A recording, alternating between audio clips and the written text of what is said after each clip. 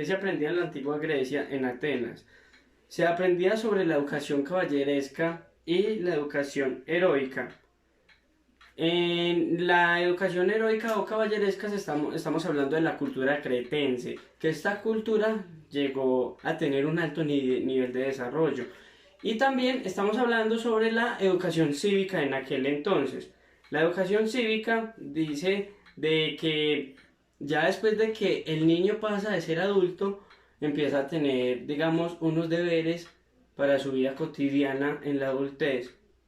Y se dividían los cargos o los tipos de educación según sea el pueblo o la ciudad. En este caso Atenas regía con principios de moral y filosofía, mientras que Esparta era más sobre principios de guerra y principios militares. En esta época también habían diferentes periodos de educación.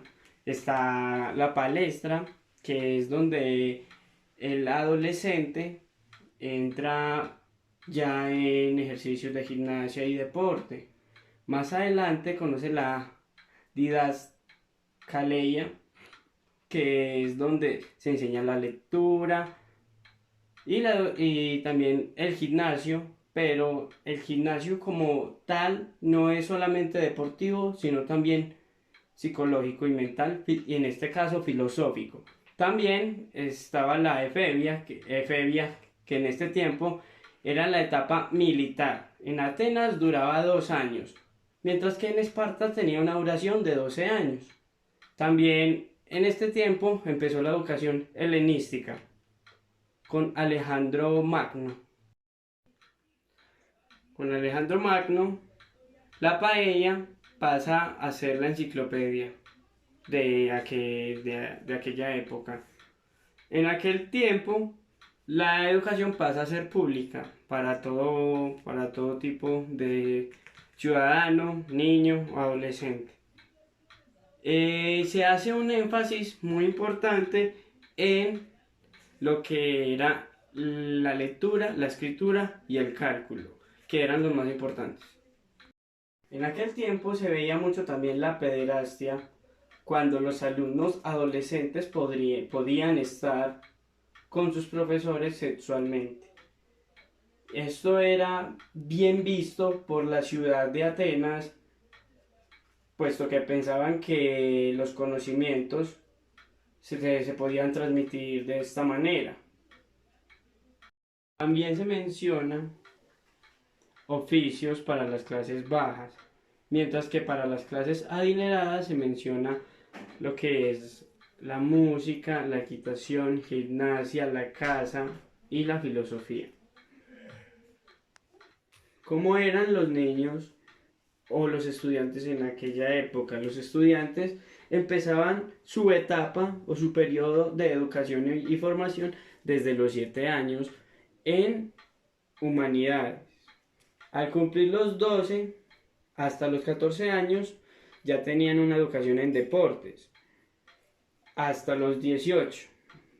A los 18 años empezaba la época donde ellos eran declarados efebos, donde allí empezaba la educación militar que duraba de 2 a 3 años. Al cumplir los 21 años, eran declarados ya ciudadanos en pleno derecho. Los métodos de enseñanza en la antigua Grecia se pueden nombrar varios.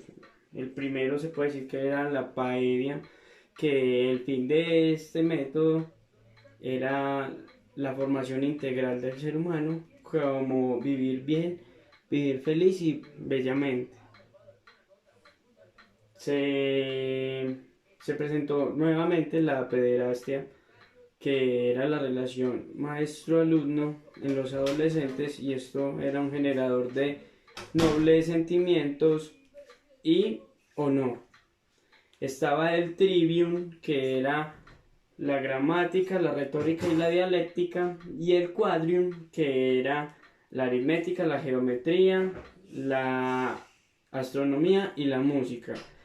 Y por último, el último método que se puede destacar y que todavía se sigue presentando son los métodos didácticos, que es la enseñanza, el adiestramiento, que es la repetición de la enseñanza, y los ejercicios como tal, que ya sería la aplicación de lo que se está enseñando, que todavía en la actualidad se sigue presentando.